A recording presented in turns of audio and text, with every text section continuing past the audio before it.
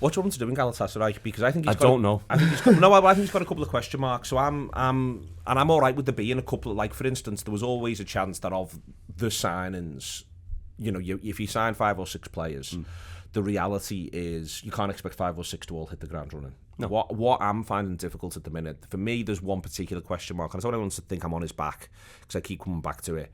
For me, the question mark isn't a signing. For me, it's McAllister. And fitness or whatever it is that's got him where he's just not quite right. He's not impacting games at all. And I feel a little bit like Liverpool are trying to carry and play Florian Wirtz into form.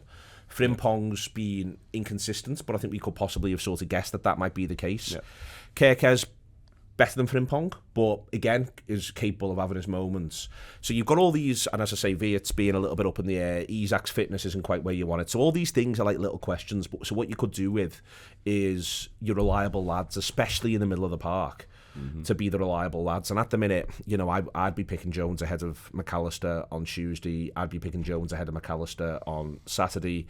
I'd maybe go with Szoboszlai and Gravenberch in either of the games, if not both. But the other thing I think is that Wirtz needs consistency around him. He could do with building some relationships and playing with the same players. That's a great point. I've not really thought of it about it that way, to be fair. I'm all right with Wirtz. I mean, I know it's going to come.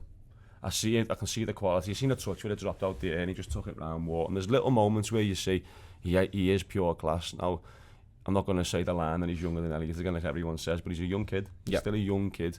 He's come to the fastest league in the world, and he's at the Premier League champions, expected to hit the ground running. It'll come. I'm fine with that. But the point is, as you say, there's other players now, which I think it's a fitness thing with McAllister. He just doesn't look fit. But then you look at him after he's been on the pitch for 10 minutes, 15 minutes. You're right. He's not affecting the game in the way that he normally does. I look at Szoboszlai and go, well, have a look at him. Yeah. Have a look at him and the way he's playing. He's one of the first names on the team sheet for me at the minute. So in terms of what we do with Galatasaray, I don't know. It's a winnable game. It should be a winnable game, even if you put. Well, it's a winnable game, but I want him to go. Whatever he does, I almost want him to use it as. Last season, he had real consistency in selection, and other than maybe one of the, including the fullbacks, other than maybe one of the two fullbacks, the midfield three, the front three, I want him to pick Wirtz and I want him to pick the same players twice. Tuesday, Saturday's enough of a gap, but more, I think if you want to, you need to start building some relationships. I think if we view relationships being an issue that Salah's got as well, so just a bit of consistency of, you're both there, this is the way this is going to be. It's going to be Ekitike through the middle, it's going to be Gakpo left. I'd be tempted to do Szoboszlai right back for both games. So would I. And then I'd then do Gravenberch and Jones. And I'd do Gravenberch and Jones for both games. Jones does well against Chelsea at Anfield last season.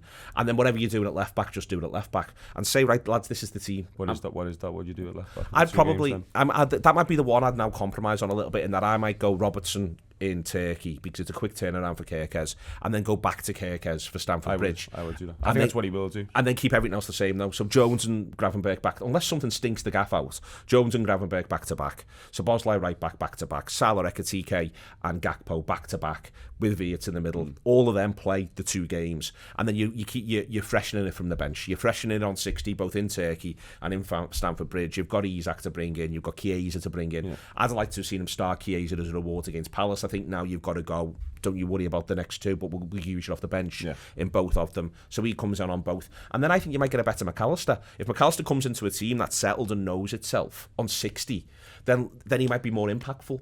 Opposition are tiring. He can think his way around the pitch. He can be clever. And then you might get a better McAllister for the last 30, 40 minutes. So you say to Curtis on both occasions, Curtis, 90 minutes running in 60 minutes if you don't mind. And then you introduce McAllister.